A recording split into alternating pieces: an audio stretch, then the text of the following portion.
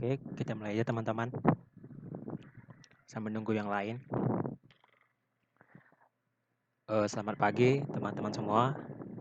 Semoga sehat selalu.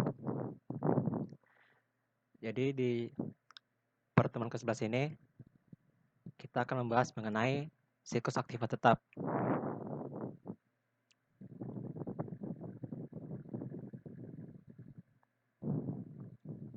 Nah, teman-teman sudah pasti tahu ya aktiva tetap itu apa.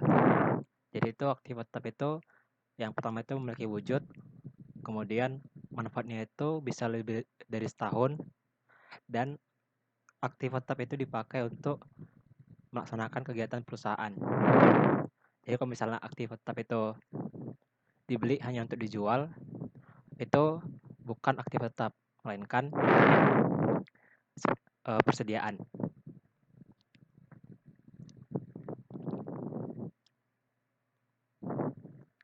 Sebelum ke karakter transaksinya itu, pertama di dalam siklus aktiva tetap ini ada proses bisnis. Sama seperti siklus sebelumnya, di sini tuh ada proses bisnisnya. Di sini ada 3. Yang pertama itu adalah perolehan atau akuisisi. Kemudian proses kedua itu adalah pengelolaan atau maintenance. Dan satu lagi itu adalah proses accounting atau akuntansinya. Jadi di situ hanya ada 3 proses bisnis utama.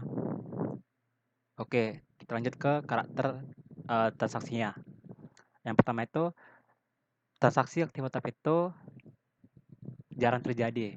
Maksudnya itu dibandingkan dengan seperti pembelian persediaan atau alat perkantoran, transaksi aktiva tetap ini jarang terjadi atau relatif kecil lah dibanding aktiva lancar.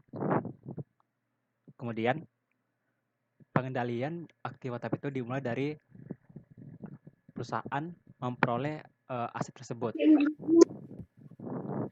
Jadi pengendalian itu dilakukan dari perolehannya sampai aset tersebut digunakan dalam operasional perusahaan. Nah, di transaksi ini itu ada dua bentuk pengeluaran. Yang pertama itu capital expenditure sama revenue expenditure. Kalau capital expenditure itu sifatnya menambah kapasitas si aktiva tetapnya tadi, sehingga kita masukin sebagai penambah nilai aktiva tetap. Itu kalau capital. Sedangkan kalau revenue itu kita anggap sebagai beban yang terjadi di dalam tahun itu. Karena revenue expenditure itu tidak menambah kapasitas, melainkan memaintenance kapasitas tersebut.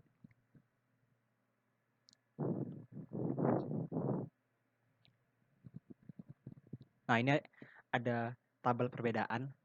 Maaf kalau gambarnya agak buram gitu, tapi masih terbaca ya teman-teman. Jadi sini ada 5 dasar perbedaan antara capital dengan revenue. Kalau dilihat dari artinya itu, kalau capital itu menambah kapasitas bisnis, kemudian kalau revenue itu memaintain kapasitas perusahaan tersebut. Kemudian dari tujuannya atau purpose-nya, itu capital itu tujuannya itu untuk mendapatkan fixed asset, untuk membantu dalam kegiatan operasional. Sedangkan kalau revenue itu yang terjadi dalam melakukan kegiatan day-to-day activities.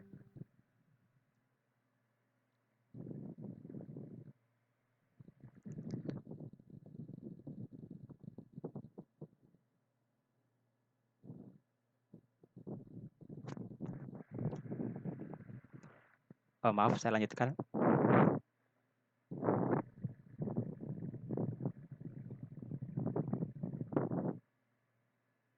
Kemudian dari sisi benefitnya, manfaatnya itu kalau capital itu bisa lebih dari setahun, sedangkan kalau revenue itu hanya sampai 1 tahun, nggak sampai lebih dari 1 tahun. Kemudian dari sisi nature-nya itu, kalau capital itu jarang terjadi aktivitasnya atau relatif kecil, sedangkan kalau revenue itu terjadi secara berulang-ulang.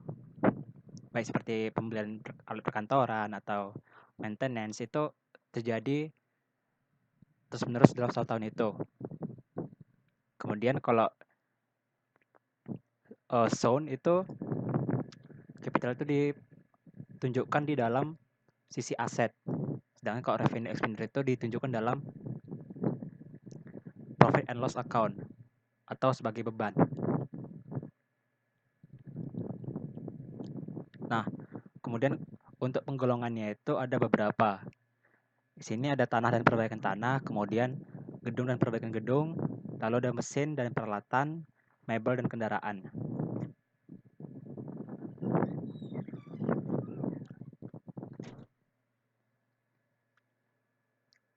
Kemudian sini ada transaksi yang mengubah nilai aktiva tetap. Sini ada 3 kelompok. Yang pertama itu yang mengubah rekening aktif tetap, kemudian yang mengubah akumulasi depresiasi, dan setelah itu mengubah biaya reparasi dan pemeliharaan atau maintenance. Untuk yang mengubah aktif tetap itu terdiri dari transaksi perolehan, kemudian pengeluaran modal, lalu ada evaluasi, pertukaran, dan penghentian pemakaian, dan penjualan. Sedangkan kalau yang mengubah akumulasi depresiasi itu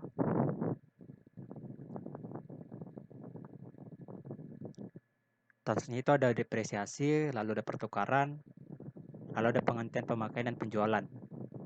Dan satu lagi itu untuk rekening biaya reparasi dan pemeliharaan itu terdiri konsumsi berbagai sumber daya, baik dari suku cadang, SDM, energi, peralatan, ataupun sumber daya lain. Kalau misalnya lihat dari sini, teman-teman pasti bisa membayangkan ya jurnal yang dipakai untuk mencatat adanya transaksi ini, baik dari perolehan, kemudian pengeluaran, revaluasi, kemudian depresiasi, pertukaran, penghentian penjualan itu kan pasti teman-teman sudah bisa ya membayangkan jurnalnya. Nah, lihat dari jurnalnya itu udah pasti akunnya itu pasti ada mengubah nilai aktif tetap, akumulasi, maupun reparasi dan pemeliharaan.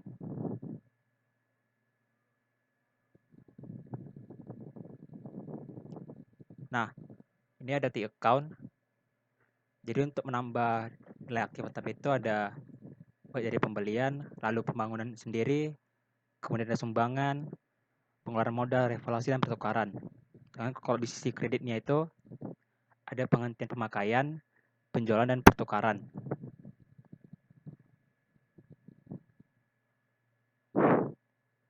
Nah, ini kalau misalnya akumulasi depresiasi itu kalau menambah pasti udah pasti di kredit ya, karena saldo nomornya di kredit. Jadi di saldo kreditnya itu cuma depresiasi. Sedangkan kalau mengurang itu atau debitnya itu penghentian pemakaian, penjualan, dan pertukaran.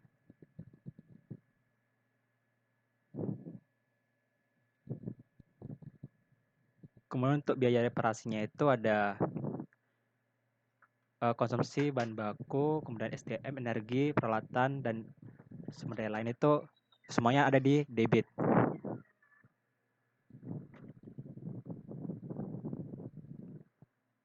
Lalu untuk manajemen aktif tetapnya itu di sini itu maksudnya bagaimana perusahaan dalam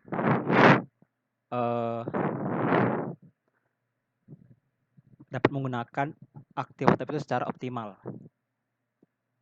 Jadi pertama itu menempatkan aktif tetap di tangan fungsi pemakai aktif tetap. Jadi harus ada orang yang bertanggung jawab dalam mengelola aktif tetap itu. Kemudian adanya otorisasi pemindahan aktif tetap dari fungsi satu ke fungsi lainnya. Kemudian ada otorisasi penghentian pemakaian dan otorisasi pengiriman aktif tetap ke pihak luar untuk keperluan reparasi. Jadi